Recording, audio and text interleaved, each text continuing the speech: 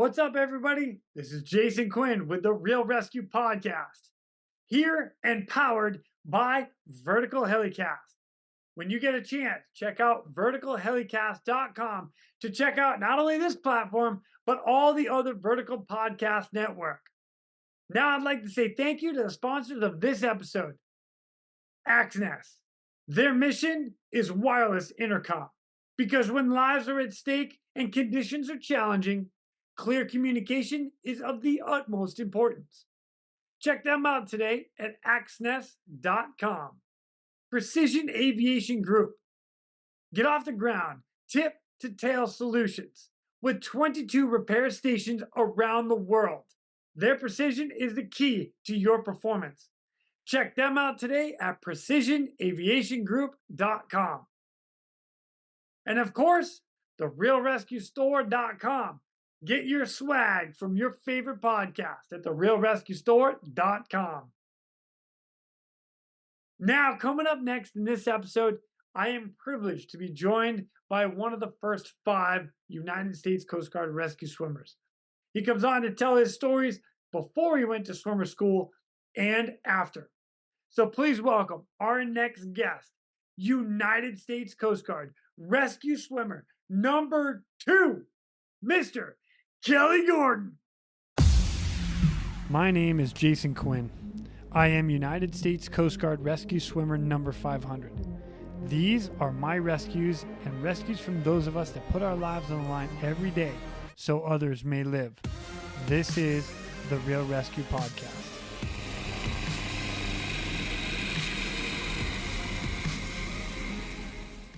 Ladies and gentlemen, welcome back to the Real ResQ podcast. Today I've got an extra special guest because I'm super stoked to have this guy. He's another one of the Finn brothers, but not just any Finn brother. He is United States Coast Guard rescue swimmer number 2. Booyah! The dudes! What's up, Kelly Gordon? What's up? How you doing, brother? I'm doing good. Excited to be here. Thanks for asking me. Heck yeah, I've only been trying to get you guys on forever. I don't know. I was never going to stop asking you. There was no way. Oh, I know. I think it was Butch that reached out to us and said, "Hey, this guy Jason does a podcast and he wants to do interviews with everybody. You guys game?" And I'm like, "Yeah, I'm in." And then you were reaching out to me, and I'm like, "Oh, I need to contact him. But the life gets in the way, and then you like forget. But you were persistent. Thank you. Yeah, you're welcome. Yeah. You had no choice. I was going to be like a bad habit. I was always going to come back. Oh, yeah. Oh, that's funny. Oh, yeah. That's fun. Well, Kelly, man, I thank you so much for coming on. I mean, it is an honor to have you on here as rescue swimmer number 2.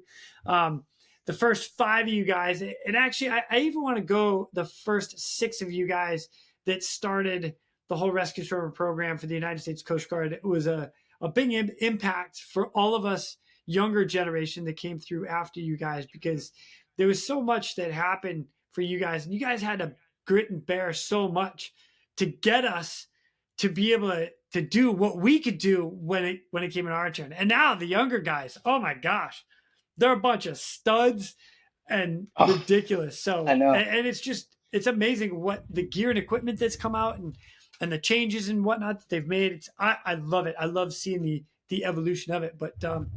But that's not what we're here for. We're here for you, my friend. Let's get a little bit of Kelly. Let's find out how and why Kelly became a rescue swimmer. So let's get a little background.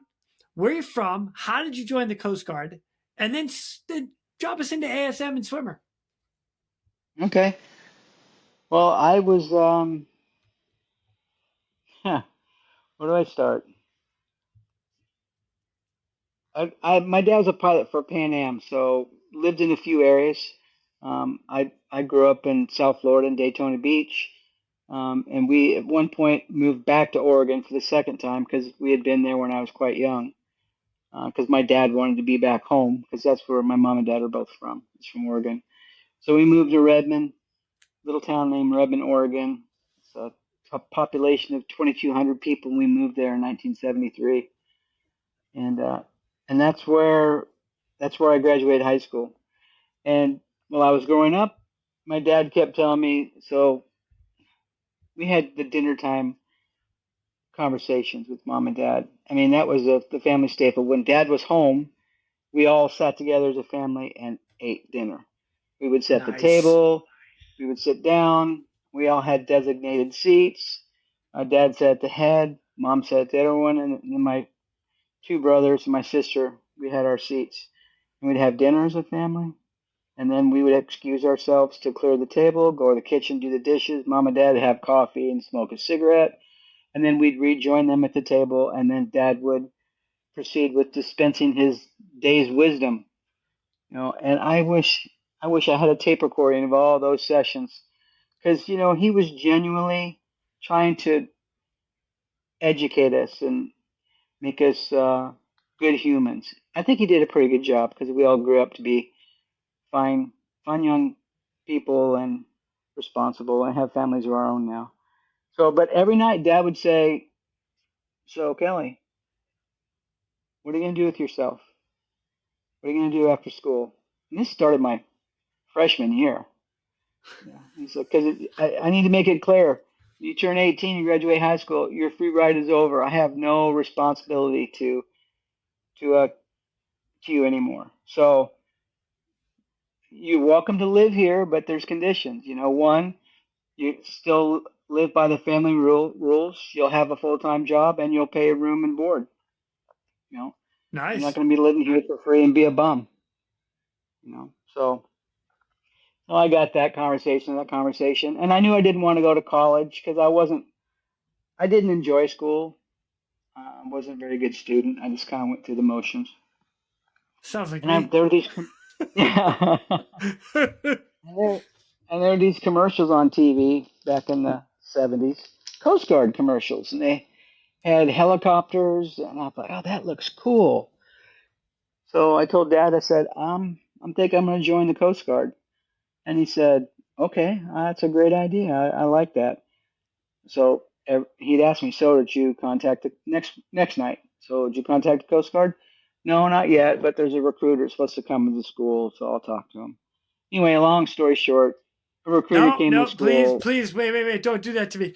Make a long story, Lauren. This is about you right now. I want every fine detail. Okay, it's Okay, all all good. right. Long stories long. Make them long. No, the recruiter came to school. I met with him. We set up a meeting to go to meet at his hotel, and I had to do some tests with him. Uh, you know, some little tests, ASVAB or whatever, to see what I qualified for. And I told him what I wanted to do. I said I want to work.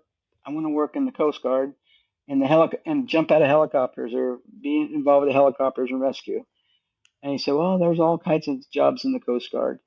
I didn't know there was a difference in aviation and whatever. I just, Coast Guard and rescue people. So, so met with him, did the testing, had several exchanges by mail. That was before the internet, before cell phones, so everything was snail mail. And then still every night I get the conversation. So what are you going to do? Well, I met with the recruiter and I gave him the lowdown everything and what I thought I wanted to do. And he said, okay, great. So well, I'll I'll send you to school. If you want to go to school, I'll pay your education. It's just conditions. You need to have passing grades.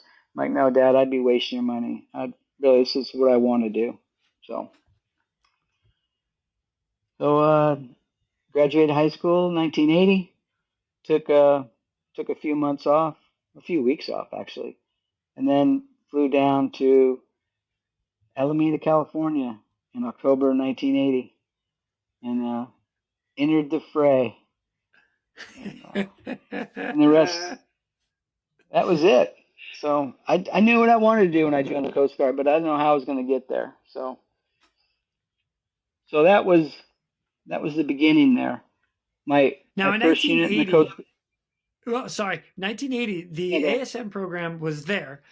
We just didn't have rescue swimmers at the time because that didn't come out until 1985, 1986. So when you get in 1980, you want to go aviation. Did you know you wanted to go ASM, aviation no, survivalman? no, I did not. I did not know what rating I wanted to go in the Coast Guard. So my first unit when I graduated boot camp was base Honolulu. So Oh, I got to go to rough. Oh, that's base Honolulu. Kelly. I'm so Oh, sorry you had to go to Hawaii. Oh, yeah, jeez. well, I Ooh. know. Well, I worked really hard in boot camp. I was the honor man. I was also the Good battalion for you. commander. Um, so and I got to go to base Honolulu, and my first job there was working for the MAA in the barracks. So I was, cleaning toilets, mopping floors, waxing decks, and then standing security duty at the main gate. 6-hour shifts, Yep. saluting blue stickers as they came on the base. You Yes, know. sir. Oh, Oh but God, I then, but remember then, some of that so well. yeah. But then there was an AIDS navigation team, an ANT team. Have you heard of that before? I have, yes. There was an ANT team, ANT Honolulu, that had decided they needed to expand. They were going to add 3 additional members to it. So they plucked 3 of us out of, well, 2 of us out of the MAA's staff. Myself, a guy named Paul Grant, who's still one of my best friends, who's an attorney now, and a guy named uh, Joe Geierman. And Gordon, Grant, and Geierman all got selected, the 3 Gs. So we went from the MAA over to the ANT team, and I tell you what, that was a cake job. We were traveling the Hawaiian Islands. We would load up a truck with equipment and gear and drive it out to Barbers Point. And this is when I started seeing more of the aviation. Um, Drive it out to Barbers Point. They'd weigh it and they'd drive it up onto a C-130, lash it down, and then they'd fly us to like the Big Island, the Hilo side. We land at the airport, take the truck off with all the equipment, and the plane would fly off, and spend 2 weeks on the Hilo side of the island, working all these different lighthouses and navigational aids for 2 weeks. Staying at a hotel, and this was the flat rate per diem days, where there were 6 of us on the team on the island, and we're getting like $200 a day per person for food and a hotel. And what we Oh do is my gosh. we'd like rent an apartment or a townhouse, and then all 6 of us stay there and split it, and then the rest of it was all, I tell you what, was drinking money. It was some crazy stupid drinking we were doing back in the day. And then 2 weeks on the Hilo side, and then we drive all the way to South Point, work the South Point light, and then come up the Kona coast, and then we'd spend 2 weeks in the Kona coast. So we'd literally spend a month or more on the Big Island just working all the lights. And that was the Big Island trip. And you do the same thing on Maui, and then you do the same thing on Kauai. Yeah, that was it. Like I said, That's awesome. I got a taste of the aviation. Then again, this was all still before the swimmer program. So I thought, I want to do something in the aviation. So which one would be the right one? Because then it was just the 5 ratings was Right. AD, AM, AD, AM, AT, AE? ASM. No, AD, AM, AE, AT, and ASM. There you go. Yep. So I didn't want to be a tweet. I didn't want to work on engines, aircraft. I didn't want to be an electrician. So I said, oh, this ASM looks good. Life support equipment. Yeah, that looks cool. So I'll go be an ASM. So put my name in the list for ASM school, and they weren't really big classes back then. They were very small classes because it was a small rating. So the time that I signed on to go to ASM school, I was like 45 on the waiting list. And I'm Oh like, wow. oh wow, and they're only like taking 6 every, so many months. Oh, that's gonna take me forever. And it really was. It was taking forever. So something happened, something magical happened, and I'm convinced. I don't have confirmation of it, but I got selected by by my bosun chief. He said, Gordon, we have an admiral that's going to be in town, and he wants to see Makapu Lighthouse and some of the other shore aids and the facilities. Um, I, I've nominated you to be his driver and give him a tour. I said, okay. He said, so you need to be in your chops. You need to go pick him up here and, make sure you're respectful. He is an admiral. I'm like, all right, Chief, I'll take care of it. And get a haircut, Gordon. I'm like, yeah, Chief, yeah. He was always on us about our hair, always nagging us about our hair. Aye, aye, Uh, boats. yeah. So anyway, I got the rental car and I went and picked up this admiral. And he was a really nice guy, and he made me feel at ease. Of course, I called him Admiral. He didn't ask me to call him by his first name, but he was very laid back and said, "So, you're going to show me some lighthouses?" I said, "Yes, sir. Which one would you like to see first?" He said, "Well, you're the driver. You know the area, so why don't you just I'll leave it to you." I said, "Yes, sir." So drove him to Diamond Head Lighthouse first, and then drove a little farther on. Have you been to Hawaii? I have not. One of the places I have not been. I know it's terrible, but yeah, Oh I'm wow, looking forward to yeah, getting out there. Yeah, I know. Yeah, yeah, my own fault. yeah. Well, Makapu Lighthouse is on Makapu Point, and it's up. That's some elevation. It's pretty high. It's probably about 300 feet above sea level, up on a hillside. Beautiful out there. But it's got this long access road to get all the way up to the grounds. And at one time, remember, these lighthouses, they were all manned lighthouses. Well, not manned, but they had living Lighthouse keepers, facilities there. right? Yeah. Yeah, keepers, exactly. So this place still had some housing left there. Of course, it was all abandoned, and there had been squatters in it, and it had been ransacked and whatever. But the lighthouse was intact and secured, and we'd have to go up there periodically to clean it and paint it and polish the brass on the Fresnel lens. Change the bulbs, make sure because they got bulb changers. So if a bulb ever goes out, it senses it and it ratchets to the next one. If that one goes out, and it's got six If I, bulbs on it. I So was gonna say, I think there's six of them off the top of my head. Yeah, and every time you yeah, go, there's like four of them that burn. You're like, oh, geez, we're down to the last two. yeah, yeah, yeah. And So then you got to, if I anyway, remember correctly, you pull the old light bulbs out. You bring the two that are on the end. You bring those to the front. Click, click, click, click. Set it in position one and let it ride yeah, again. Ah, yeah. I mean, did you go to A-Town school? you know what? I've been around the block a little bit, Kelly. I know that. Oh, okay. Well, not many people worked Aton, so yeah. So anyway, I drove him out there, spent the day with him. He was a very nice guy, and then he started picking my brain, asking me, "So, what do you want to do in the Coast Guard?" And getting to know me a little bit, and I told him, well, I want to be in ASM. I'm on the waiting list for ASM school. Um, I always wanted to, be in the Coast Guard. I knew I wanted to be in the Coast Guard. I wanted to rescue people, and so that's what I want to do. And he said, "Well, that's great." Okay, so anyway, we finished the tour.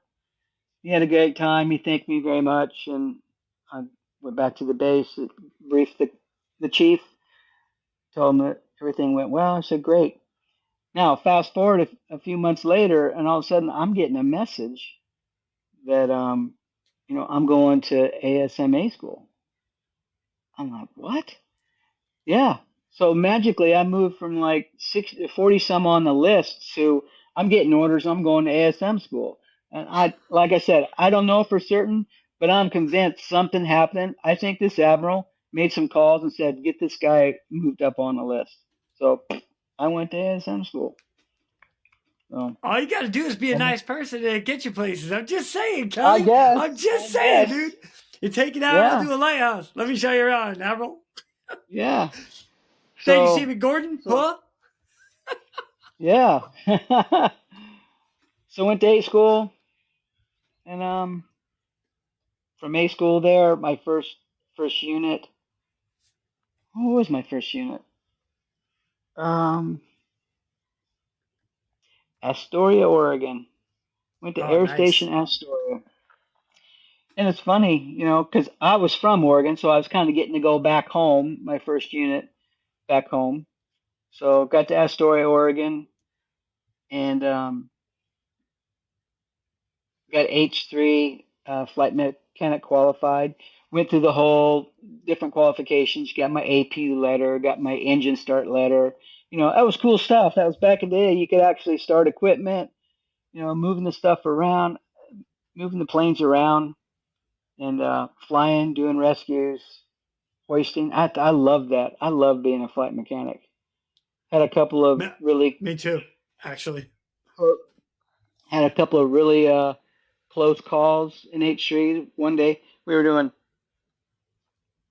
hoisting operations, uh, a litter delivery to a boat, a 44 footer out there at Astoria, and H3s are dual engine. So we're in a hover over the boat, and all of a sudden you can hear an engine winding down, and on the headset you hear the co-pilot say, "Number one's gone," and then we're moving back and left, and then onto the water, splash into the water. And those rotors were very close to that 44 footer, because we're on a, like, 15-foot hover, Yeah. and you lose an engine and you don't have a whole lot of time, and it just so happened so fast. Boom. And next you know, we're in the water, and they start talking about things like, yeah, we lost the number two engine.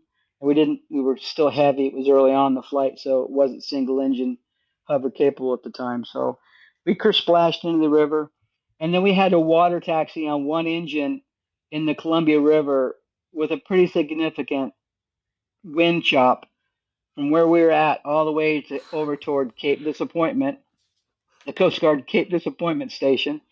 And I can remember during that water taxi, it was taking forever, and the waves were crashing over, and we had water going over the windshield, the windscreen, and we went all the way over to Cape Disappointment, and then they had to do, a shutdown.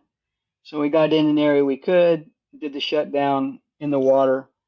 You know, you don't have wheels on the ground, so when you're shutting down in the water, and you put the rotor brake on, you know, the plane's going to move. So we're sitting there discussing what's going to happen. We do the shutdown, anticipate, yeah, that inertia change from the rotors to the aircraft that's sitting in the water, that it's going to want to spin too, and if it does spin, we could tip over, we could not tip over, so we didn't really know what to expect. So shut it down. Yeah, and it spun almost 180 degrees after we put the rotor brake on. And then they had to bring a crane over and pluck it out of the water. Yeah, yeah, that was an interesting one. And Oh my God, Kelly, what yeah, the and heck? then I know, and then another H. This is also in Astoria. Another H3 flight up in Seattle. We were we were doing an RON up there for something. I can't remember what it was, but Remain I was the overnight. I gotta help everybody out. RON, remaining. remain Yeah, overnight. So you're going up there to yeah. get a hotel. Got it. Yep. And we're going up there for something, and we're going to stay overnight. So we got ROLs. What's an ROL? Remain over lunch. Booyah! Booyah! Yeah. Yeah. Um, but we were flying along, and I was getting up doing my safety check, and I'm walking back, and I got back to the coffin. You remember the coffin on the H3 So I was underneath the never main in the gearbox? H3. I was only 860, 865. I Oh, know. So that's like no. I'm that like new school. I'm not. Yeah. Yeah. Well, in the H3, you could actually get out of your seat and walk around standing up. You couldn't being what, 6'4"? But remember, Yeah. I'm a short guy. I'm 5'7" on a good day. Today's a good day too. God, look at you. Yeah, 5'7" today. 5'7" a day. So I'm back there doing my safety check, and I got underneath the coffin, which was directly under the main gearbox, and there was like this plastic cover, and it had a hole in it. And you would check in there and look for leaks, and I went up there, and there was some fluid that was collecting, and it was starting to drip, and I went up there and touched it, and I'm like, that's fuel, and I'm like, hey, pilot mech, I've got what appears to be a fuel leak. I've got fuel here on the coffin. He's like, what? I'm like, yeah. Are you sure? And then as I'm doing that, it starts dripping more and more. I'm like, yeah, it's starting to drip. He's like, what? And then the AVI came back and he's like, oh yeah, it's raining back here. Yeah, we got fuel everywhere. So these guys got on the radio and we were near SeaTac and they asked for an emergency landing. So we diverted to SeaTac. They stopped all the traffic and we went out there and did a rapid landing on a taxiway and then immediately evacuated the helicopter. And just the short period of time that happened, by the time we landed and we all evacuated out of the helicopter, they already had fire trucks there and everything, and we were evacuating the helicopter. I mean, this happened pretty quick. And by the time we got all out, there was already a huge circle of jet fuel that was all around the helicopter. It was extending out, and it was just dripping and pouring out. So yeah, that was a little scary.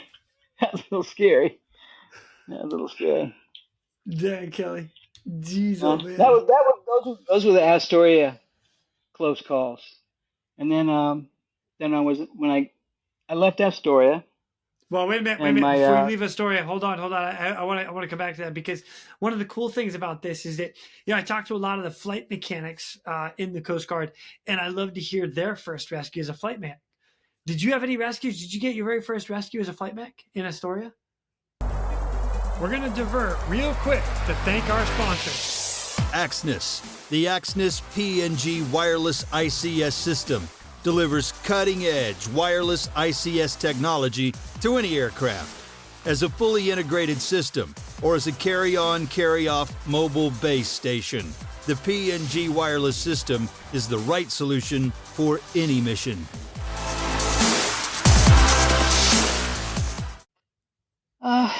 Yeah, I had a couple of hoists. They were more like medevac hoists. But no cliff rescues or anything like that. That's all right. Do you remember your first one? By chance? Bits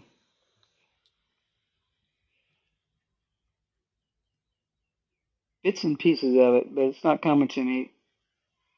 No, it wasn't very significant. The more significant ones were the crashes and fuel leaks. That's the stuff. When you're like falling out of the sky and stuff that's supposed to be in a container is not in a container, and yeah, I get it. I get it. Oh, that's funny. There were some overdues. Overdues when you go out looking for people, and then you'd find them broke down or something, and lower them some fuel or something like that. But no, there wasn't anything really like this is a life-changing rescue. And that also didn't happen for me in Elizabeth City either, which was my first, was where we started the program. But I said there was something more significant that happened in Astoria that kind of led to entering into the swimmer program. So I should probably tell you that story, huh? Yeah, please do, because I don't know it. Okay. Well, do you remember did you ever hear of the UER? No, it doesn't sound familiar. Okay. The UER. Well, anyway, I don't even know what that stands for.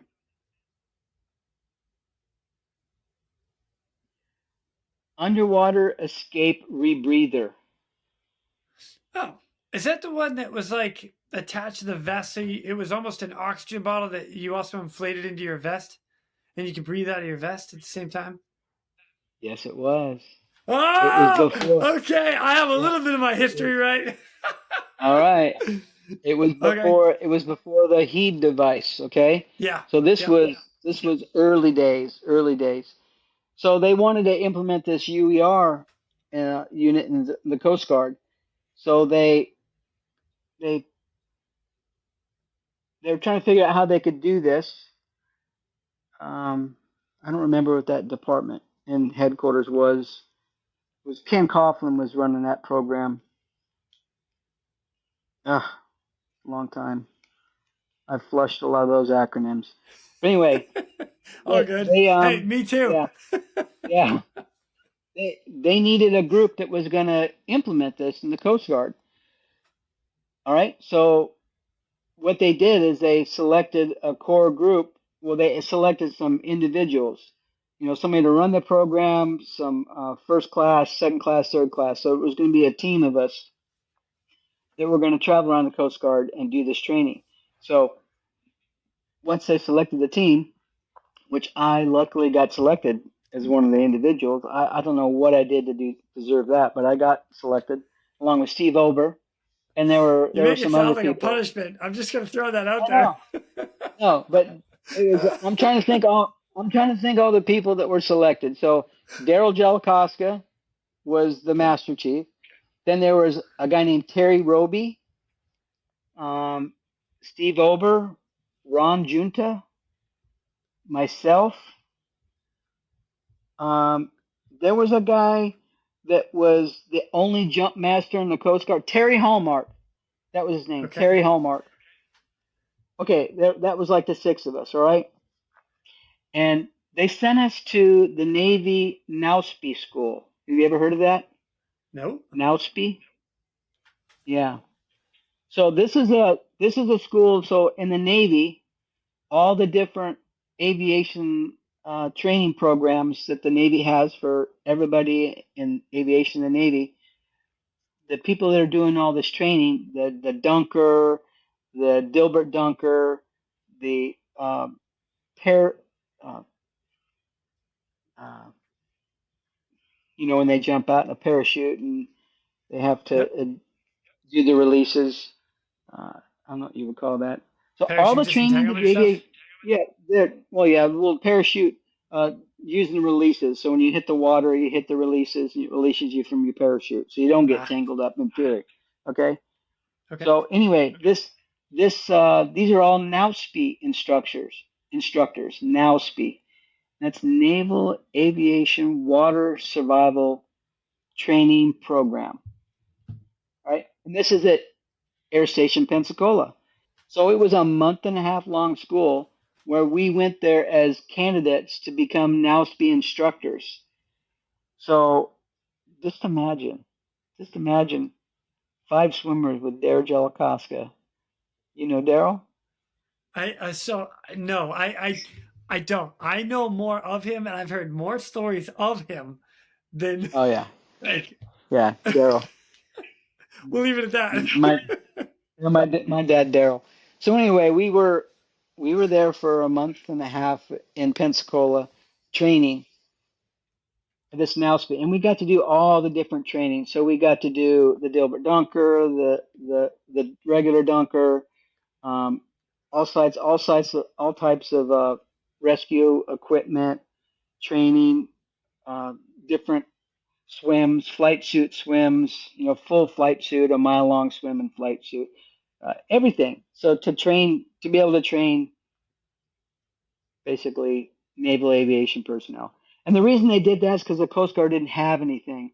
Because what we were going to do is, as a team, is we were going to go travel around the Coast Guard as a Tiger team, training and implementing the UER device at all Coast Guard aviation units. All right. So that was the reason they sent us there. So now we went to the training, we went back to our units, and the plan was that we were going to meet up at a point in the near future when the development of the equipment had completed, and then do this training throughout the Coast Guard. Well, anyway, there was a design flaw in this UER device. So it was basically the life vest, a life jacket, inflatable life jacket, but instead of a CO2 cartridge, it had an oxygen cartridge. So you would inflate this thing, and it would pop out of the covers and the Velcro, and it would have a mouthpiece, and you would basically have to put this in your mouth and pull on it. And of course, imagine all that pressure in this vest. Yeah. So that was one of the things we had to deal with, and trying to figure out and train to, because having that much inflation, how much pressure's inside that vest, and you put this thing in your mouth and you open it up, it's gonna.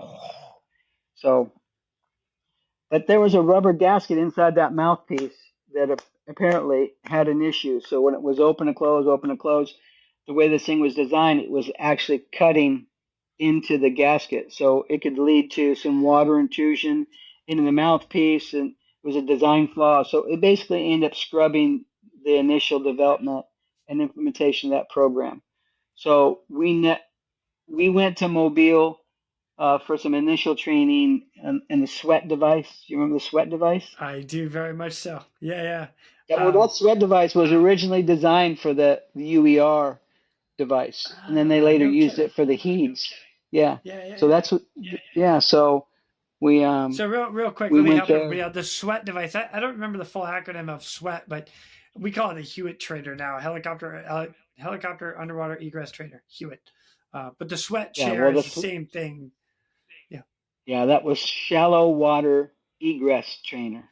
That's right. Oh, I should have known that one. Gosh, Kelly stumped. I feel like we just did a little stump the chump and I lost. Well, I'm surprised. I'm surprised I remember some of these things too. That's funny. That's really good. Yeah, sweat trainer. I should have known that one. Damn it. Yeah. So the whole now speed training, the UBR implementation got scrubbed. So we're basically sitting there waiting for something to happen. Now, while this was happening, you had the marine electric thing go down and happen. All right. And the Coast Guard had to testify in front of Congress about after this whole issue. And everybody had this assumption that the Coast Guard, a premier rescue organization, has ability to put people into the water. But no, we didn't have any program like that. They had played with something years ago. Hugh O'Doherty would talk about that. It was in San Francisco, I think it was, and I don't remember exactly the full details of that. He talked about it, but that was in the 52 days when you had two pilots. I actually had Admiral Cross come on the podcast. He was actually talking about that as well. It's interesting because I never actually knew anything about that until I started, again, getting more of the history. They actually did a full program as a starter there. And I want to say Brooklyn, Air Station Brooklyn tried it as well. And you're going to have to forgive me. I don't remember all the details, but they tried and worked on getting some sort of a rescue swimmer program in those areas. And then it just never went anywhere. Yeah. So. Never happened. Never went anywhere because that marine electric, the person that was scooping up all the bodies at that point was a Navy swimmer that was the Coast Guard was using. I put him in the water, and he was basically doing the body recovery.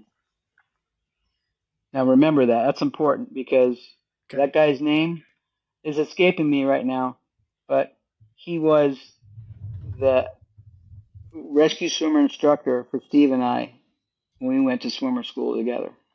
The guy that did the marine electric? Okay. Yes. Okay. He was a swimmer.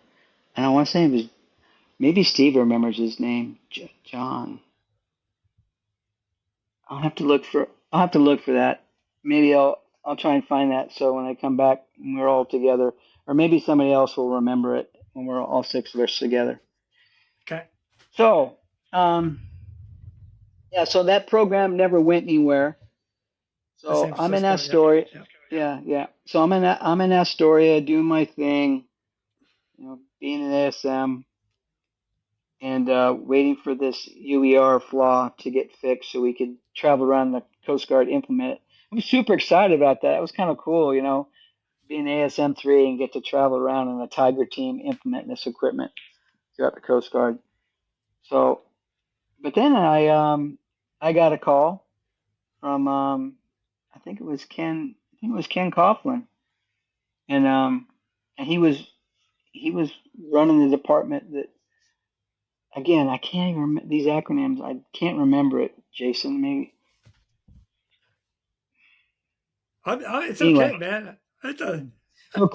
So Ken, I think Ken Coughlin called and said, "Hey, we're so you may have heard about the marine electric and there was a significant loss of life, and we don't have a swimmer program, and now we're going to be implementing a rescue swimmer program in the Coast Guard." And we're looking at the people that could potentially go to this training, and we don't know where to start, but we're pretty sure that it's going to be, we're not sure who we're going to assign it to yet, but we're pretty sure the 6 best people that would be the ones to send to this Navy training, because you're going to have to go to a Navy school, are the 6 of you that went to NAUSP, because you guys have already been. So we were the first 6 people that they contacted to inquire if we had an interest in, going to Navy Rescue Swimmer School. And the condition was that by going to this, understand that it means a transfer to Air Station Elizabeth City to start the Rescue Swimmer program, because that's where we're going to implement it and start it.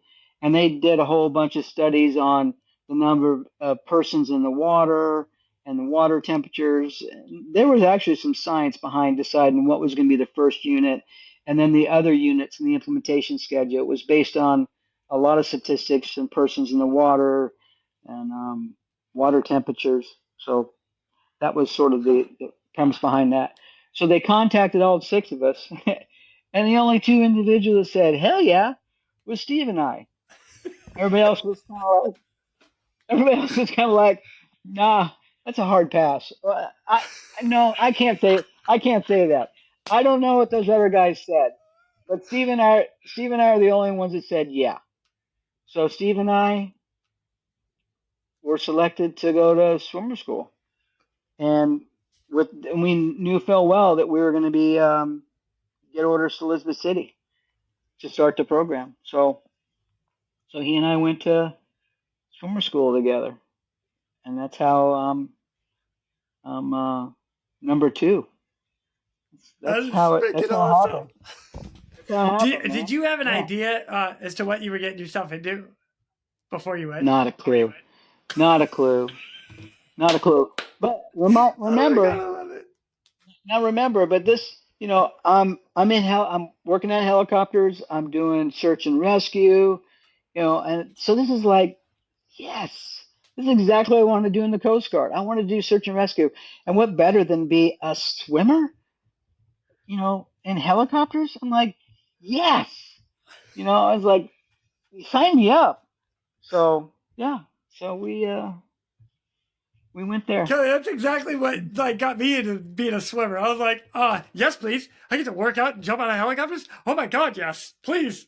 Oh, now we didn't know about the working out part. No, I didn't know anything about the working out part. Shit, let's put things in perspective. I didn't do that because it meant I got to work out, but. Okay, I only did it so I could work out and jump out of helicopters. Saving lives is like an added bonus. I'm like, oh, this is great. Yeah. So Steve and I, we went to Pensacola and I went to swimmer school. Now we were the first 2 Coasties to ever go to that program. So we're the mud ducks showing up with all these deep water guys, and that's what they were calling us. They were calling us mud ducks. All right, they were not happy to bring us in. They knew we were the first 2, the mud ducks. They had some fun with us. I even remember one of them said, "Hey, mud ducks, we got some custom fins for you guys." And somebody had taken some of the rocket fins and they'd cut them to make them look like duck web feet, and they sprayed them gold to look like duck feet. And they came in like, see, these are my God. Yeah, these are the fins you guys are going to be issued, mud duck fins. Yeah, they had some fun with this. So, yeah. So I'm sorry. That's hilarious. I don't care who you are. That's great. Well played, Navy. Well played. Oh yeah, well played. Yeah, but God. we showed them, and they wanted us to fail so bad. Oh man, they really put us through the ringer. But, we knew we couldn't fail, and we used to do formation runs. That was an old seaplane place in Pensacola. So a lot of the ramps and stuff there still have the tie downs, iPads in the concrete, and it's a bit hazardous running there in some areas in Pensacola. And unfortunately, on one of those runs, and do you remember running in formation? Oh yeah. Where'd you? Very much Yeah, so. But now I yeah. wasn't down in Pensacola, so when I went through school, I Okay, was up in East City. But we still ran a okay. formation, straight line. Yeah, Everybody's in step. yeah, Oh yeah. yeah. But when you'd run in formation, you'd have to, if there was some sort of impingement or whatever on the ground, you're supposed to throw your hand up as sort of a heads up. There's something in the ground here, and I wasn't paying attention. And pop, pop, pop, pop. And next, I whack, rolled my ankle in one of those things. It was pretty significant and bad on one of those runs, and it was like 3 days before the 800-meter buddy tow. Oh So no. yeah, yeah. So I was pretty significantly sprained ankle, and I was talking with Steve, and I said, he said, Kelly, we can't fail. You got to push through this. I'm like, so I did. I was freaking taping that thing, wrapping it, icing it, but I did that 800-minute buddy tow with basically a sprained ankle. So anyway, we made it. We made it through. We made it through. Good times. F And yeah. then Steve, yeah, and Steve was it. Steve was the honor man of that class. Was Yeah, he really? Oh, you know what? I do yeah, remember him saying that. Yeah. Freaking yeah. solid. He was the honor man. Yeah. Way to go, Mud Duck So number one, huh? mud duck number one. Hooah! Yeah. So then we went back to our unit. Steve was in San Diego at the time, and I was in Astoria. So we went back to our units, and I basically had a couple weeks to pack up and load up my car, collect my dog from a girlfriend in town that was watching him for me, and load up my Jeep, and went home for a little visit with my mom and dad, and then drove down I-5, met up with Steve. Uh, I don't remember where it was. He was in San Diego, so we met somewhere in like Barstow or something like that. And then we started the cross country drive together, him and I. Me and my Jeep loaded with a bunch of my stuff and my dog, and him in his car, and he had two dogs. So we did the cross country drive together to head to Elizabeth City, and that was quite the road trip, couple of dudes traveling with their stuff in their car and their dogs, and we had to try and find places that would allow dogs. So there's not a lot of dog friendly places back Nope. in the day. And I remember, have you been to Gallup, New Mexico? You know what? It does sound familiar. Off I-10. Oh yeah, it's somewhere down south there. Yeah. I've at least So, driven by it and oh or no, around it. it's not off I-10. Oh no, it's not off No. I-10. It's 40. I I'm think gonna it's look. somewhere off 40. Hold on, Anyway, I'm gonna look it up right now. my dad, I told my dad the story, and my dad had driven through Gallup with the family, with my sister and my mom when they came cross country at one point. You're And right. It's off 40. I-40. 40, yeah, 40. And Yeah, that's right. You come out of Flagstaff if you're going east, and it brings you right to Albuquerque, and Gallup is right after you yep, cross from Arizona into New yep, Mexico.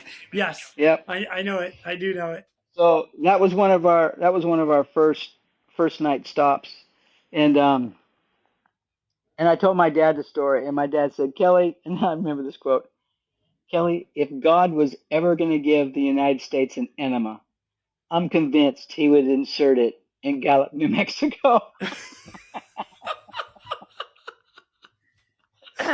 Because we're looking for a hotel. We're looking at no vacancy, no vacancy, pets, whatever. I'm like, crap. And we found this place, really shady looking place. And it was across the street from some honky tonk, some bar. So that should have been a red flag already. So anyway, we pull into the place and we get out of the car and said, I don't know, Steve, this place looks bad. He goes, oh, let's check it out, Kelly. I'm so tired. I'm like, all right. So we walk in. And now just picture some of these old movies you've seen, these seedy roadside hotels where you walk in and this place just feels creepy. There's a counter, and in the back there's a room. It's dark. You can see a black and white TV. You see some heavy guy wearing a wife beater T-shirt, sitting there eating like a chicken wing watching TV. It's like I was like, oh, dude. And he looks and he goes, yeah. I said, we'd like to get a room. He said, do you want to see it first? Red flag, red flag. Like, yeah, can we? Sure. And he puts a key up there and it's just down the hall. It's down there. So we walk out there, stick the key in the door, open it up, and it's a bed with stains all over it. It's not even made. It's not even made. There's like a bed with stains all over it, pillowcases or pillows with stains. The sheets and everything are just kind of laying there folded, but sitting on the bed. So you have to make your own bed. There's a lamp with no shade on it, just a fucking bulb. It's like, oh my God, like, no way I wouldn't let the dog sleep in here. So we went back in there and said, no, thank you, and put it there. And said, dude, let's just go find a rest stop. So I think that's what we did that night. We went to a rest stop and just slept in the car for a few hours. But oh my God, that was the first night. And it got better throughout the way, but we made our way all the way to Elizabeth City and reported in, and then we had to find a place to live. So yeah, that was the beginning of the now infamous rescue swimming program. With a And little then we pit were stop in Gallup, yeah, New little pit Mexico. stopping New Mexico. Yeah, and then Oh, and then Rick Wolford went, and then Matt Fithin and Butch, you know. So, but Steve and I ended up reporting there just like New Year, just the day before New Year's or right after New Year's.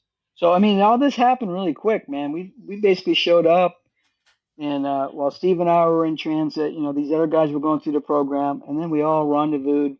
Very short period of time.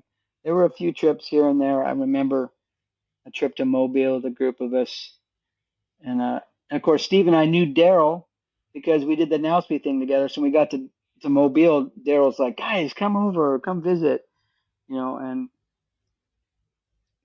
tell me what's going on. So, yeah, that was some fun stuff there. that's Oh excellent. wow, Excellent. yeah. All right, so here I'm gonna bounce out some questions now. Ready? We're gonna divert real quick to thank our sponsors, the realrescuestore.com. Your shop for all your podcast worthy gear.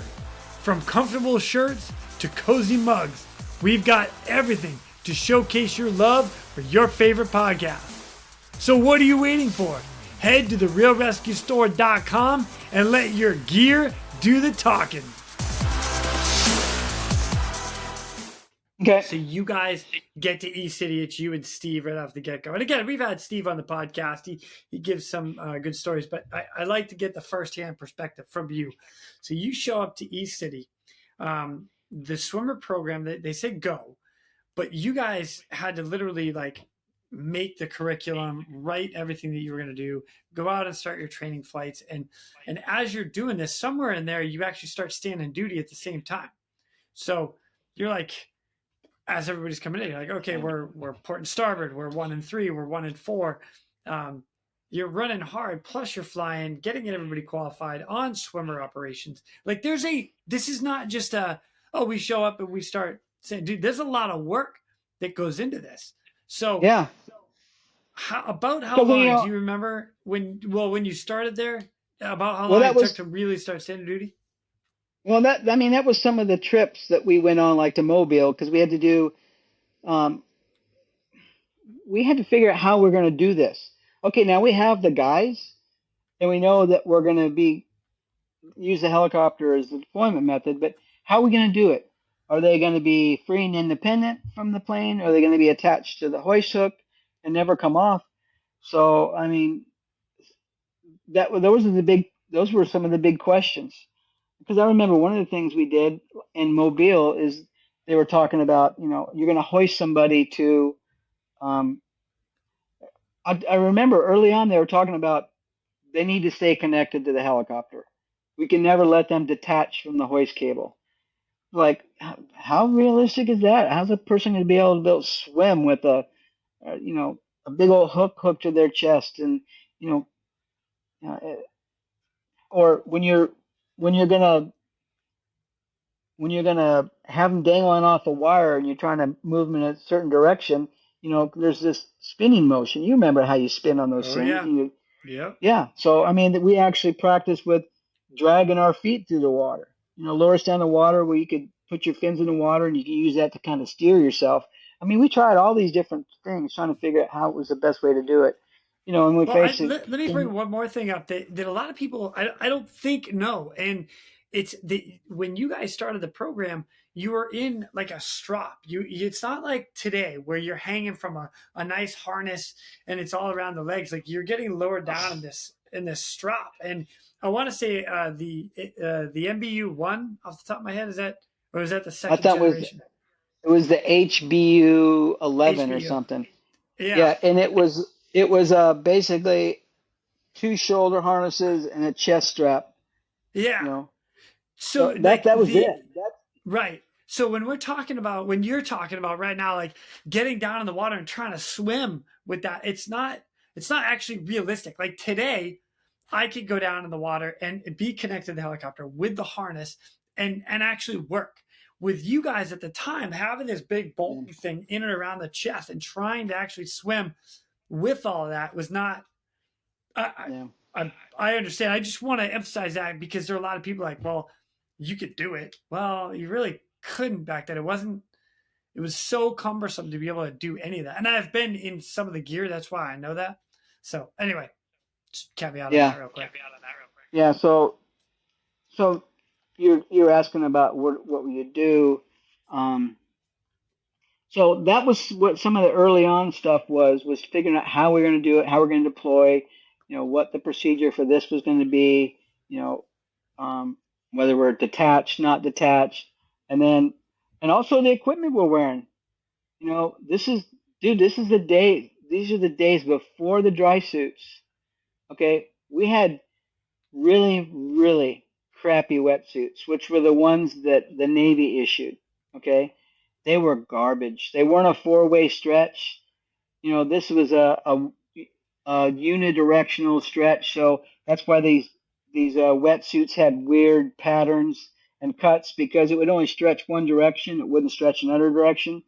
Huh. They were tight. They didn't fit well, and they're like, well, we need to evaluate how effective these are in cold water. So we were the guinea pigs doing, basically exposure exercises out in the Pasquotank River in January, putting us out there in the water for a period of time and then recovering us and having us go to the medical center and getting the thermometer up the wazoo to see what your core temperature was.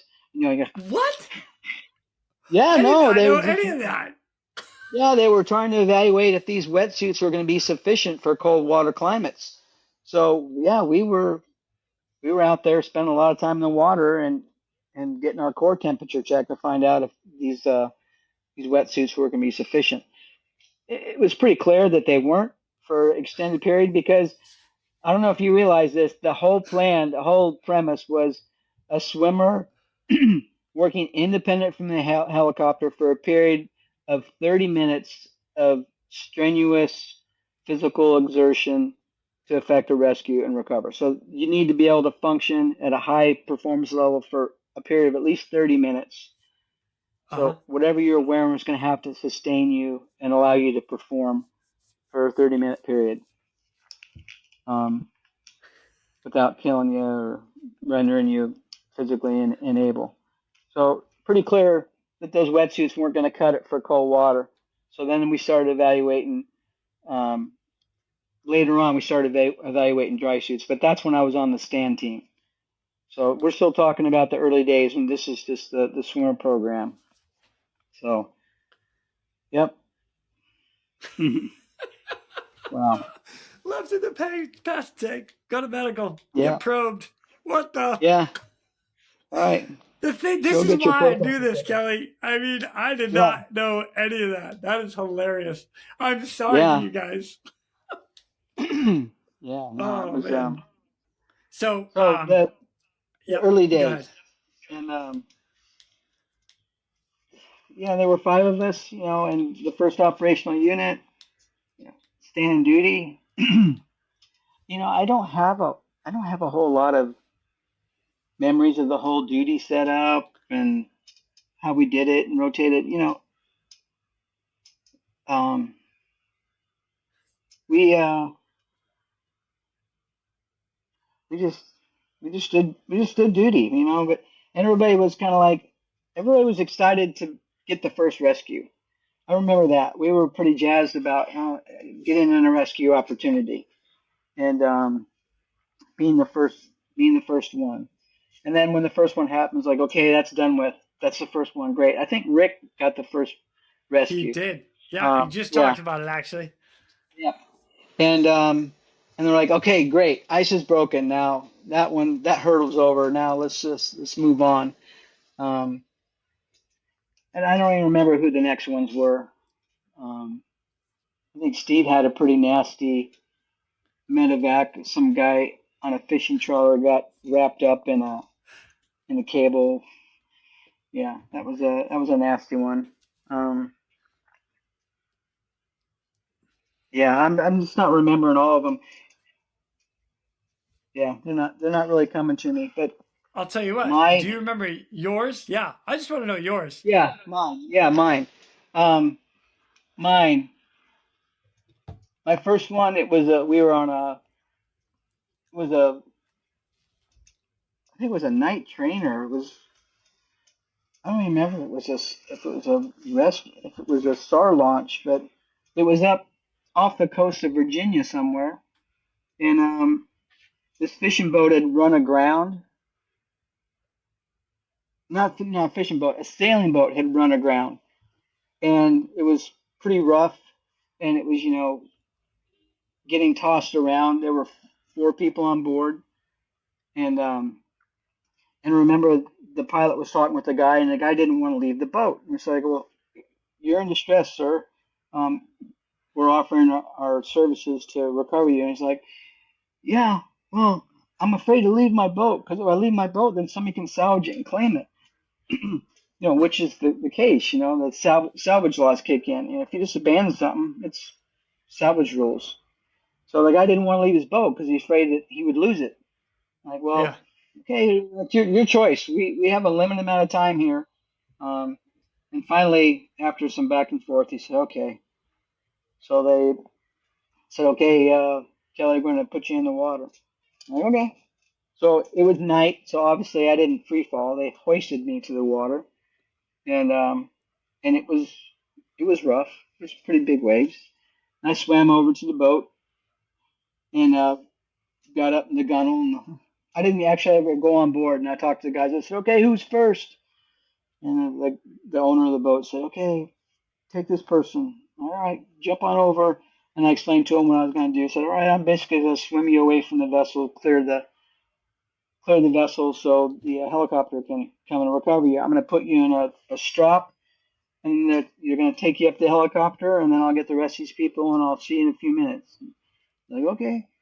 So came in the water with me, did the buddy tow and swam out a little bit, and called in the helicopter, hoisted the first one, did the same thing until the very last one, which was the owner of the boat. And the guy reluctantly said, I really don't want to leave my boat. And I said, well, that's your choice. I was part of the discussion. I heard what you're talking about. So what do you want to do? Let me know. And he said, okay. So, because it was bad. I mean, the thing was up on its keel and it was moving around a lot. So got the guy and we recovered him and left his boat. He was very sad to see his boat sitting there flopping in the waves. Yeah. And then we flew him some airport nearby. I don't remember which one it was, and landed. And they got off, and we went our way. That was it. That was my first swimmer rescue. Yeah, it Hell was a yeah. rescue. Yeah, Oh yeah, rescued 4 people off a people. boat in decent waves. What? That Yeah. is awesome. Come on, Yeah. Kelly. Yeah. No, I mean, yeah, that was it. That was that one. And then I said like I had a couple of medevacs. I remember one in particular. It was a tuna fishing boat. They get offshore and they get into these big schools of tuna, and they're bringing them up on deck, and then they have the people pulling lines, and they have the giggers. So people that basically have a pole with a big hook on the end of it, they basically hook up on the tuna and they drag it back on the deck and put it into a hole, a well, fish well. And this guy was one of the deck giggers.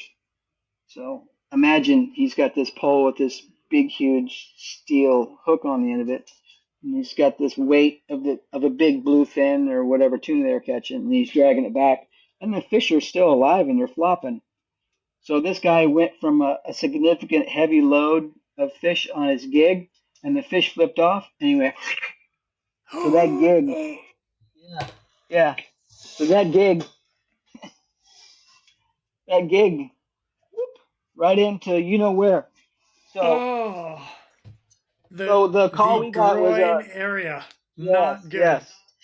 So we got the call we got is we have a fisherman with a significant puncture of his scrotum, and he needed to be medically evacuated. So we flew out to the boat, and I remember looking out the door, and there's this. They had him so loaded up with morphine. This guy was out of it.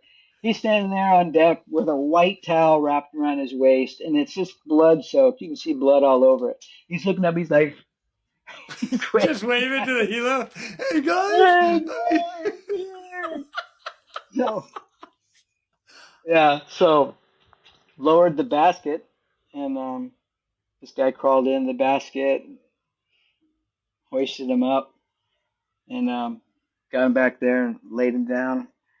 Got him on a headset, started asking what happened. He explained to us the whole story, and we're like, ooh, ah. Like, okay, so what did they give you? "Oh, they gave me some morphine, and you know, and he put some stuff on my sack. Like what? So okay, let's take a look. Let's take a look at things here.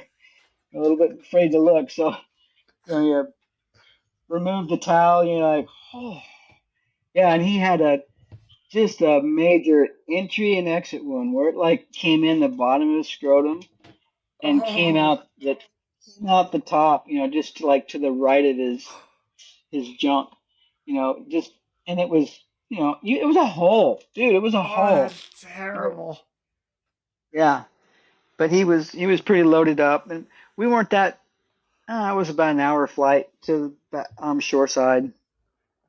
I just put him on oxygen, gave him a fresh compress, and said, "Hey, keep pressure on that, hold on to that." And then we just sat there and talked to this guy about what he does, and he was stable. He wasn't dying. It wasn't anything. So again, it was just nasty. And got to the got to the airport, and the ambulance was there, and he got off, and they hauled him off. That was that. That was that one. So, and then another one. It wasn't really rescue. It was more of a body recovery. But we there was an overdue Seahawks. You've heard of the Seahawks boats? They're No. they're like they're the unsinkable. They're like foam. Oh, Okay. Okay. they're open boats. They're offshore open boats or fishing boats, but they're allegedly unsinkable. Because they're fiberglass hull and the whole inside isn't got foam to makes it even more buoyant. Are you talking They're kind of like not a supposed to. Boston whaler? Yeah, like a Boston whaler, but I think this thing was called a Seahawks. Okay. But anyway, this guy this guy and his 4 friends, they were out fishing in their boat. They were quite a ways offshore. And the story that the guy told us once we got him on board, he was the only survivor, was yeah, we had finished fishing and we were getting ready to go, and and he started to come up on plane, and then the boat started stalling, and then it stalled, and then the water came over the back of the boat and just sank. I mean, bang! It was like no warning, just sank, literally sank. I'm Wow. like, what? I mean, this is a Sea Ox. These things are supposed to be unsinkable. So, but that's the story this guy told us. But when we got on scene, what we saw was this guy that was probably 200 plus pounds or more. He was pretty chubby, and he was in sitting inside this giant cooler. It was a huge fishing cooler, and he was basically sitting inside of it, floating. He didn't have a life jacket on, and his three friends he was with, they were already drowned and Uh, tied off to the cooler that he was sitting in, and then he'd been there for several hours overnight, and he was describing a story how they all started together in the water, and gradually one by one they would succumb to the cold water, um, and then pass out and drown. And it said when they did, we just lash off the person to the cooler, um, and then the next person would go. So this happened all through the night, and this guy was the last one that he was big, like I said, he was heavy, so he had more insulation. And yeah. and his last buddy passed away. He said I lashed him off and I crawled up inside the cooler, and this is where I've been since. And then he described, all night long he could hear their heads, banging into the cooler, boom, boom. And he was really traumatized by losing his friends. But then to be there, sitting so close to your friends, and knowing that the sound you hear is their heads hitting the cooler, it was kind of hard to take and to see that. So, but we got him, we rescued him, but the other three guys unfortunately didn't make it. Wow. Yeah. So those are my three, what I call rescues that I had, that I have in my memory. There were some other medevacs, this and that, but those are the three most significant ones. Like I said, I didn't have much of a career as an operational swimmer, but shortly thereafter, I got pulled up onto the stand team with Larry Farmer and Rick Wolford, and that was sort of by design too, because Rick got selected for OCS, so Larry knew he needed to get somebody else on the stand team, because Rick was going to be leaving. He was going to go to OCS, and Yep. needed somebody that was in the initial group. And I was an ASM too. I was a second class by then. Rick was at first, and so I went upstairs and joined Larry and Rick. Did some training and indoctrination. Started writing. Then we really started digging in and writing stuff. I mean, the Rescue Swimmer operational manual. And then we started evaluating dry suits and different lights, and dry suit colors, the different colors we were looking at, and some of the lights we were looking at that had different. I don't know if you remember any of this equipment, but yeah, radios, So evaluating some of radio. it, yeah. So some of it, I had an opportunity to use. Like I started with the PRC-90, the original radio, and then we went Yeah. to a gray one. It was much smaller, waterproof. It was good, but the battery sucked because it would only last about 20 minutes and then died. So you Oh couldn't even wow. turn it on until you're like in the water, and then you're like, okay, now I can turn it on because I have about 20 minutes. Oh Yeah, and then wow. that one faded out. Then we got the ICOM, and I don't know what they're using now, but I enjoyed the ICOM. So, but it's always Yeah. constantly No. changing, going through gear. I mean, you know what? And good on the manufacturers. They're making better stuff. Like the equipment is getting like wow, super awesome. So The thing that always frustrated me, we were using a PRC-90 for a dog's age, and that thing was huge and heavy. I mean, it was durable as hell, but it was not the right device to be using in the water with a lot of background noise. It wasn't the right device, and we were aware. I mean, the Navy SEALs, they had all this equipment stuff. They've been using voice, Throat mics. the throat mics and stuff. Like, why can't we get this stuff? I mean, Yeah. it exists. It's out there in the industry. It's being used by these special forces. What is this stuff? Copyrighted, patented for these guys only? I mean, come on. And it was just the pace at which some of this stuff, this tech and equipment developed or didn't develop was super frustrating from my perspective as being on the stand team, and because we were getting the same complaints from everybody. You go to the units and do these visits, and you're like, can we do something about this radio? Can we do something about this harness? Yeah, I get you. I have to wear the stuff too, You got to be the Yeah. salesman. Yeah, and Larry had very high expectations. We were the standard bearers, and we were there to ensure compliance and standardization, and this is what was to be done.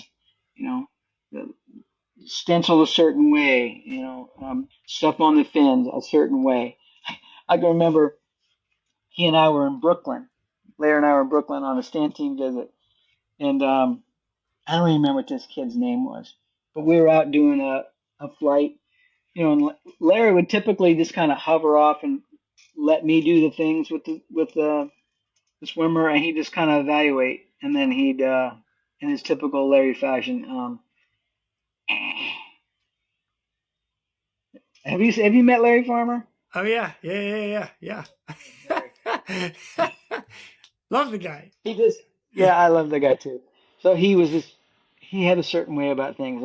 I can remember he put his face down in the water, he was looking at the stuff underwater with his mask, and he'd get up and he'd look at me, and afterwards he goes, "Did you see that guy's fins?"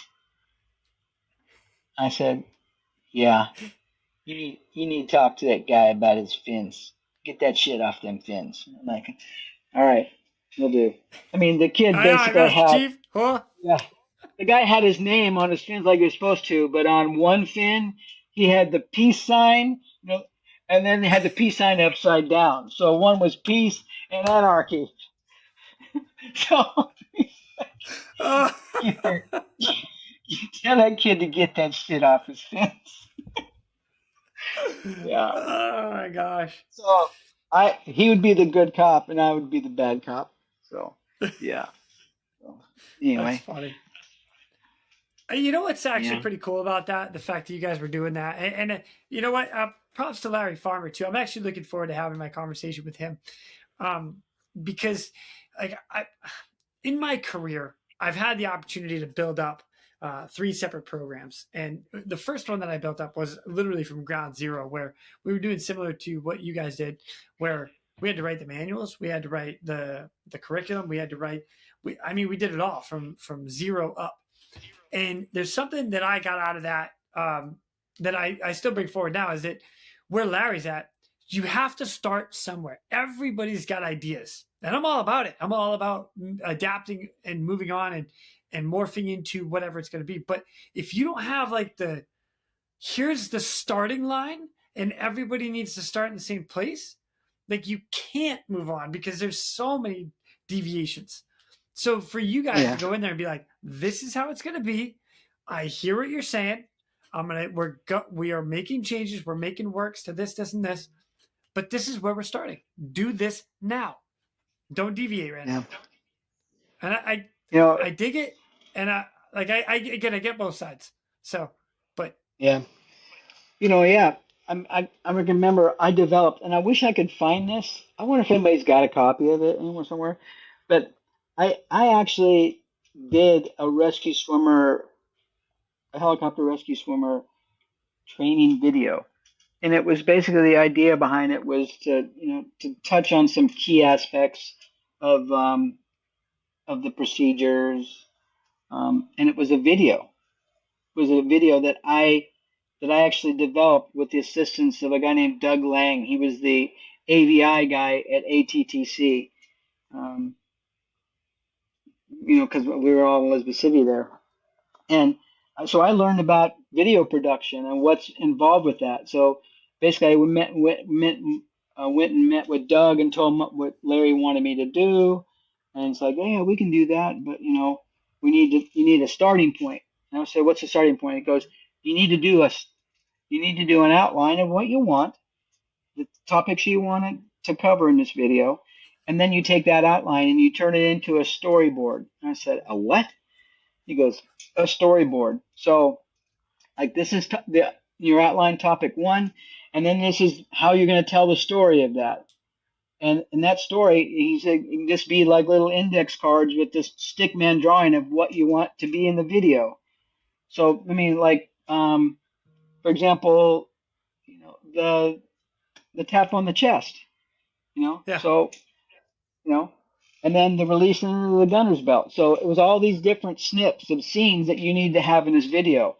So I spent weeks working on that to get all the different points. And he said, okay, now we need to see what videos we already have in our inventory that we can use for this. And then what we don't have, then we need to go shoot it. So then we had to do night shoots, day shoots, in the water shoots, and whatever. So it was weeks of doing this to develop this video. And then once that was done, then I said, okay, now we have this. Now you need to do the script. So you need to write the script, the narrative of what you're going to describe for each one of these video segments. And I'm like, okay. And then I write in the script, and then I said, okay, now you need a narrator. I said, I'm not going to narrate. He goes, well, I'm not going to narrate. I don't know anything about this. So then I had to narrate it. So, and then he took the narration and he laid it on to the video. So in the end, we had I think it was a 10, 15 minute training video that covered, basically basic rescue swimmer procedures. And I was the one that starred in it. I was the one that narrated it. And I was the one that basically developed it with the assistance of this guy, Doug Lang from ATCC. I wish I had a copy of it. I wonder if anybody's got it anymore. That would be a real treasure to have. Because thinking back on, I can just hear my voice, because I remember there were a couple of the audios in it where I pronounced something a little bit weird, and I'm like, I wish we'd redo that because I said this a little bit weird. Like, nobody's gonna care about that. Like, I think one of the things that said the best deployment method, and I said the best deployment method. I didn't say best. I said best deployment method, and it bothered the hell out of me. But it stuck in my head like, oh, we need to redo that. And I was like, nobody's gonna know. They know you meant best. Yeah, it's funny. I think about that from time to time when I'm like reading people's awards, like mispronouncing words. I'll hear it later. I'll be like, "Oh, come on, Quinn." So I totally feel your pain. All right, I can absolutely empathize with you. Yeah. Oh, that's funny. No, I wish I could find that video. So let's see. We're going to divert real quick to thank our sponsors. Precision Aviation Group.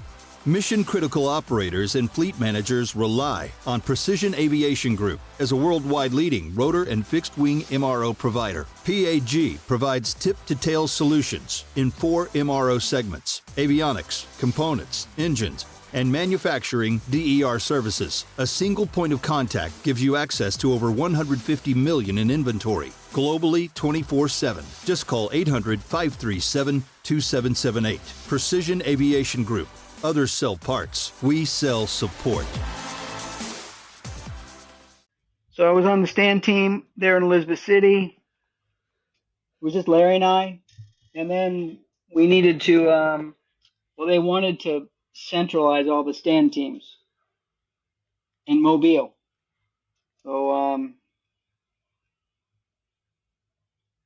and we were in two different places on the stand team in Elizabeth City. At one point we were upstairs, second floor above the AM shop. You remember the building in Elizabeth City? East City, yeah. The City. Paraloft shop upstairs. So you had, or storage, you had the locker rooms upstairs and then the storage areas upstairs. Yeah. So, that long building, you had the AM shop, and then there was Paraloft upstairs. There were some offices up there. That's where we first started, was upstairs. Okay. And then the swimmer Okay. shop was basically in the center of that one building that was near medical. And then we moved over to the old exchange building. And we were there. Claire and I were there until we moved to Mobile. And then we moved to Mobile. We relocated. I was the first one that moved to ATC. And Larry followed a couple months later because he had a family. I was just he had kids in school and everything. So I went down there by myself with my then wife at the time. Got set up there, established an office space, and then Larry showed up, and then we added some other members to the team. I think I'm trying to remember who came first, who came next. I know because Jim Sherman was there with me. Matt Dyer, Jeff Tunks. That was Wow. and but in the early days of the swimmer program, what really opened up, I don't know if anybody told you this, what really opened up and made people open their eyes and go, holy crap, this having a swimmer in the back has so much potential, was really the Jeff Tunks rescue. The Bluebird. Oh my gosh. Yeah. I know that story very well. Love that story. Pilots everywhere. I remember going to the units, doing the stand visits, and I'd have to do the in briefing and out briefing. And I had just finished a stand visit to Sitka a few months before that rescue. And John Whidden, who was the pilot for that rescue, was actually the EO up there, and he was one of the guys that was out briefing during this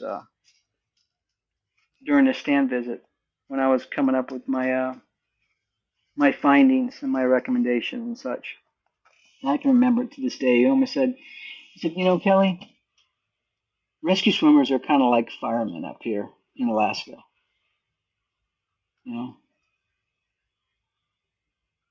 He said, you really only need them when there's a fire. And we don't have many fires up here in Sitka, Alaska.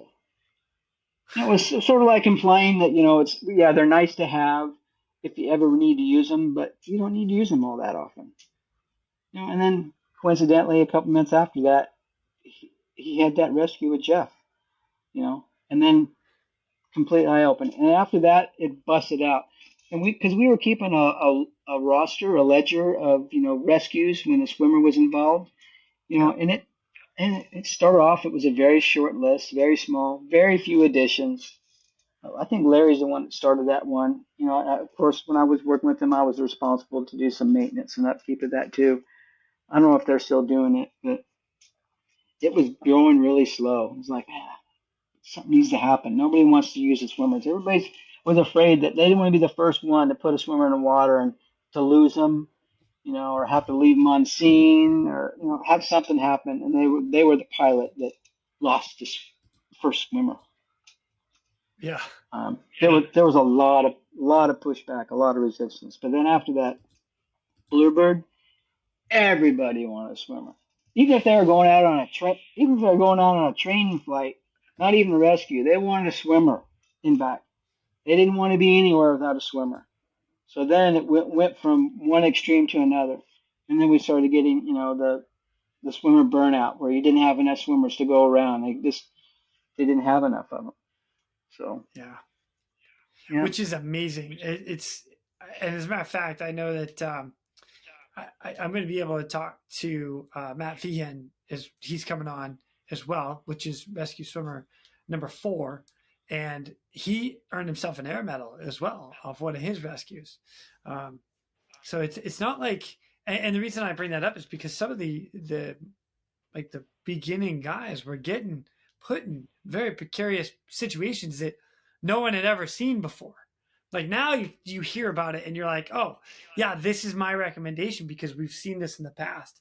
You guys, it was all brand new. And really, I don't mean to dig on the Navy, but that's not what the Navy did.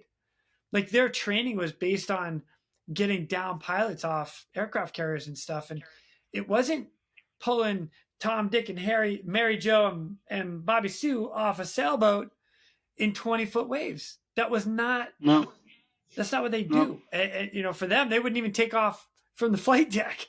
And here we are, we're going out to go get people in that. So, I love it. The fact when it went off, it went off. And one more spot on that is I remember Butch Flight saying he knew the program was a for sure thing. Like it wasn't going anywhere when one of the awards came back and said, rescue swimmer aboard Coast Guard helicopter, blah, blah, blah. Like it wasn't air crewman. It wasn't this. It was rescue swimmer. And he's like, yep. We've done our job. Yeah, we've done our job. Yeah. Did you stay on now? Yeah, go ahead. Sorry. And now, do you know do you know Troy Ramsdell? You met Troy Ramsdell?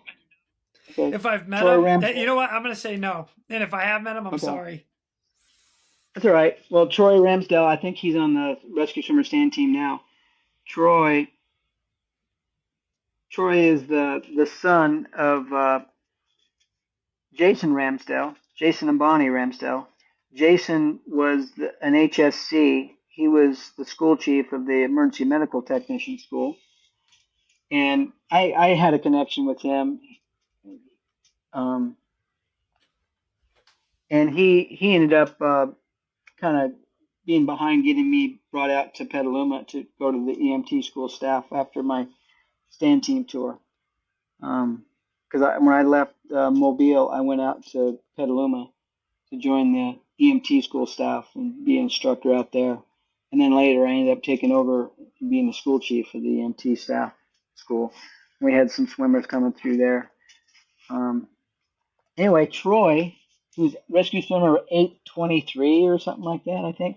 Troy was, I've known Troy since he was like 5 years old.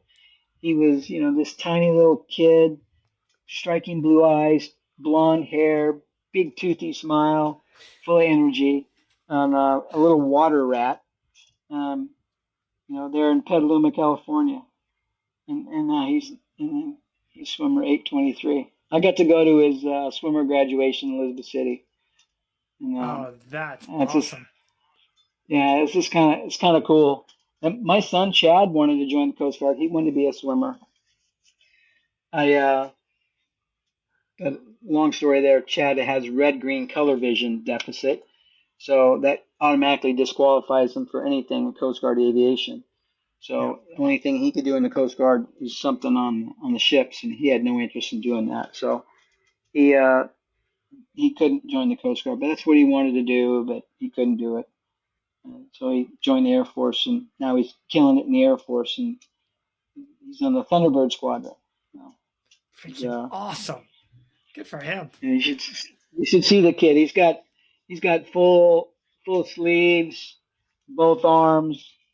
One on one arm, it says USCG. It's got a sailing boat, and people see that and say, "Are you prior service?" He goes, "No, it's kind of a tribute to my mom and dad. They were both in the Coast Guard." And he's got "So Others May Live" on his. Nice. Yeah, no, he's quite proud of what his mom and I did in the Coast Guard. So, anyway. Man, Kelly, that's awesome. Did you retire out of the Coast Guard? I did.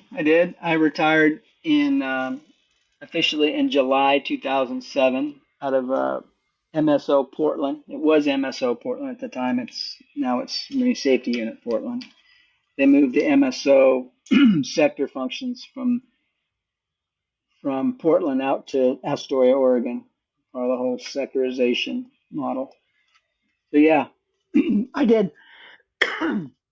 Nice. Congratulations. Some good times, some good memories. Kelly, this has been amazing for me. I love hearing the stories from everybody that comes on here.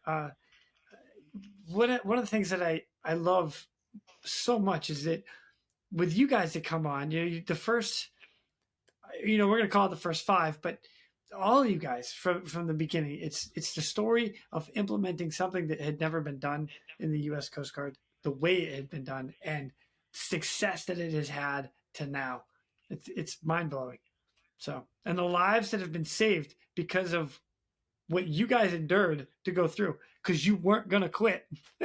You cannot fail that school, and it has That's done right. tremendous things for so many people.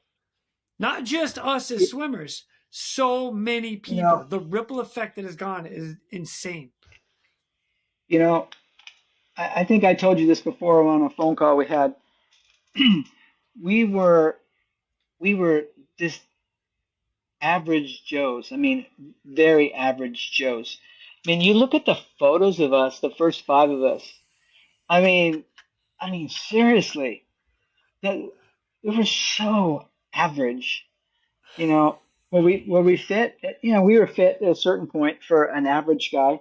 But what amazed me is, I mean, the quality and just the stature and the physical attributes of the kids of this guy Troy Ramsell, this kid that I've known since he was 5 years old. When I went to his rescue swimmer graduation ceremony, I'm looking at his classmates. And I'm like, these guys are fucking studs.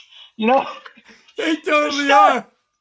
They're totally studs. I mean, these guys are like Olympic swimmers. I mean, look at you. What, you're 6'4", Oh, 210? Yeah. yeah, I yeah, mean, yeah. it's just crazy with the people that are being attracted in the rate now compared to who we were at the time, because we were such average Joes. It's just absolutely incredible where the program's come since we were there, and it's really cool to see how it's become what it's become now from where it started. It was very humble Yeah. beginnings, and it's pretty So awesome to cool. see that. But I have I have a few things. I have a few things around here that they got dust and stuff on them, but I just Yeah. Picture that you was holding all your gear. Heck yeah. picture yeah picture of me that my friend Paul Grant I told you about earlier was my roommate in Hawaii. You know, he had this frame done for me and put my swimmer picture in it, gave it to him at my retirement ceremony.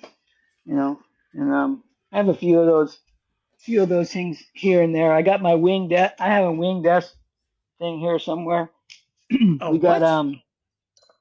wing desk. Oh, yeah. The Well, Sikorsky, uh, the Sikorsky Award. yeah, Yeah. yeah. Yes. So anyway, when we, I was still active duty at the time, but Sikorsky wanted us to attend some, I don't know what those things are called. It was in Orlando, and they wanted to present this wing desk to all the first five and Larry Farmer, the first five swimmers and Larry Farmer, um, for our recognition of our contributions to So it says presented to ASMCS Kelly Gordon, but I was Lieutenant Kelly Gordon when I was there. But anyway, I was in ASMCS. First five USC rescue swimmers with friendship and gratitude, Sikorsky Aircraft Corporation. So anyway, they flew us down there and put us up in a hotel and had us attend the ceremony at the Sikorsky booth at this big air show symposium. It was at the convention center in Orlando, and it was a big to do because two of us were still active duty at the time. That was Butch and myself. The other guys, Rick had retired and was in private industry.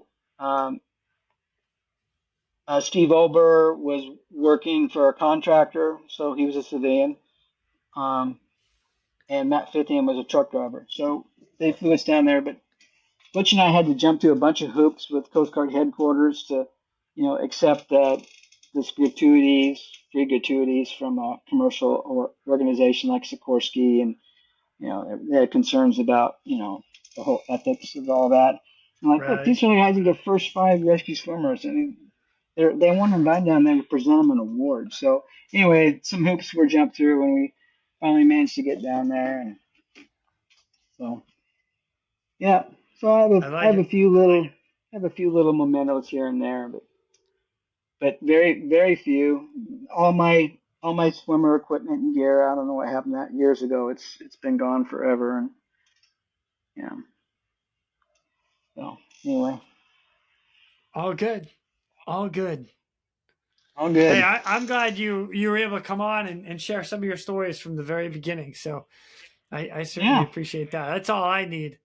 The gear and equipment, man, that'll fade away. I've lost and found some of my old stuff. So, some stuff you have, some yeah. stuff you don't. But I mean, I carried man, around some of that stuff for years, uniforms and stuff like that. I'm yeah, like, why am I yeah. keeping this? Like Anyway, you open an old box or an old bag. Because all the swimmers, we had like a ton of bags and bags of bags. You have a bag of bags. exactly. I got bags stuffed in bags with other bags. Totally. Yeah, yeah, Oh man, that's yeah. so funny. But man, Kelly, you and I have been here chatting a whole lot, and I appreciate everything you've given us a glimpse of your entire career, and I love the fact that you brought us through the beginning of the swim program. I thank you so much for that. There's one more question I'd like to ask you before I let you go, and that is, like with everything you've been through, is there a piece of advice that you'd pass on to everybody that's in the job now, and anybody that wants to come up and follow something like what you did? Um, just enjoy the moment. You know, my dad would always, mom and dad always preached to us about, life's too short to be unhappy. You know, just put put things into perspective. Enjoy the moment. Um, don't dwell on bad things. Try and keep it real, and enjoy what you got while you got it. It's just, can't keep it much more real than that. I know it's pretty basic stuff. It's nothing too profound, but really, when you boil things down, at the end, it's the small things that matter. Small Absolutely. things are important. Yeah. Not not stuff. It's experiences. That's That's priceless. that's awesome. It's the stories that you can tell. Yeah, yeah. Oh, and we haven't even scratched the surface of some of the stories, and some of the stories are never to be repeated. So that's why I don't even talk about them. I mean, That's fantastic. they're forever etched in my retina. I close my eyes sometimes and I have these like, oh, I still see that. But Oh, that's great. I'm sure you'll have some other stories too. And I'm really kind of curious when we all get together, the six of us there at DCERT, because you know how it is when you tell jokes or you hear a joke, it reminds you of a joke. And then somebody Yep. else said, "Oh, it reminds you of another joke." I'm sure what's going to happen when you get this all of us together, we're going to start talking about things, and then stuff's going to start popping up and triggering those synapses in our brains, like, "Oh, and what if But sometimes you just sit Oh, here trying to think about it and dig that stuff out of your gray matter. It doesn't really pop up. I'm sure that's going to happen at that, and I'm I sure love there'll it. be some fun stories there. But no, but I Heck really yeah. enjoyed this, Jason. Well, Kelly, I Thanks for can't. the opportunity to chat with you and share a little bit about me, and I appreciate that. It's very nice. Kelly, it's been an absolute pleasure for me. Thank you. It's a true honor to have you on. And I know you said you guys were just kind of a couple of regular guys that were, had to go through school. But man, you set a train in motion that it was never going to stop when you guys were done, and it has gone so far, and it's awesome to see. So I appreciate your time. I look forward to seeing you in DCERT. We're gonna have a beer Hell together. yeah! Oh, Oh buddy. yeah! Woo! It's gonna be I'm good. looking forward to that too. Yes, Actually, sir. I'd rather have an old fashioned at dessert. You think we can get some You know old what? fashioned there? We can make that happen. We will absolutely make that happen because I'll you know what? Yeah, say no more. That's happening. Yeah, You yeah. know what? It might even I'm a be when big we record. I'm just going to throw that out there. You know, I'm a bit of a, that's funny. I'm a bit of a bourbon whore. Be a little embarrassed to have you show how many bottles of alcohol I actually have in my house. I showed it to my brother once. I was showing him a video or something. He goes, "Wait, what the? Are you kidding me? Go back, go back." I'm like, "What?" And he goes, "Move your camera back." I'm on the phone. He's like, "What the hell? How many bottles of liquor have you got in that house, Kelly?" I'm like, "I don't know." He goes, "You're an alcoholic." And I'm like, "No, I'm really not." No. It's all about flavor. It's what kind of It's flavor do about you want flavor. tonight? It's about flavor. It's about enjoying. It's about enjoying quality. Quality. Oh, the Yeah. Blantons. Yes. Absolutely. Absolutely. And you notice I haven't even opened this yet. So, and I don't know that I will anytime soon because this thing set me back $195. So, and I was lucky to Hey, even find that. So, I've got a but I bottle like of my that at bourbon. my house as well. Just to throw that Yeah. out there. I do Yeah. indeed. All right, brother. Well, we're Unopened, I definitely might having some add. old fashions. Unopened? There you go. All Yep. right. So we're definitely having All some old right. fashions in DC, Right all on. Well, right? Kelly, I look forward to seeing you down there. Thank you so much for all your time today. All right. Thanks, Jason. I enjoyed it immensely. Oh, my pleasure, man. Good. It's a fellow brother. I cannot thank you enough for coming on. So I look forward to seeing you in dessert and kicking back in old fashioned. It's going to be good. See you, brother. And with that, ladies and gentlemen, we are out of here. Go. Now it's time for me to pull chocks and take off. But before I go, I'm always looking for the memorable rescues that people have done. If you have one that you're willing to share or know somebody who has a story, please feel free to reach out to me. I'd love to highlight it here at the Real ResQ. For everybody that is standing by for that SAR alarm, remember, those in distress are praying for a miracle. They are going to get you. So until next time, fly safe and swim hard. Thank you for joining me today here at the Real ResQ Podcast, powered by Vertical Helicast. We'd also like to say thank you to our sponsors for this episode.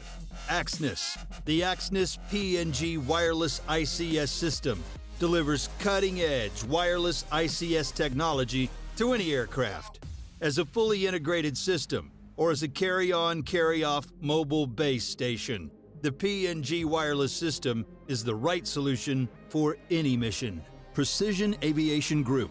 Mission-critical operators and fleet managers rely on Precision Aviation Group as a worldwide leading rotor and fixed-wing MRO provider. PAG provides tip-to-tail solutions in 4 MRO segments: avionics, components, engines, and manufacturing DER services. A single point of contact gives you access to over 150 million in inventory, globally 24/7. Just call 800-537-2778. Precision Aviation Group.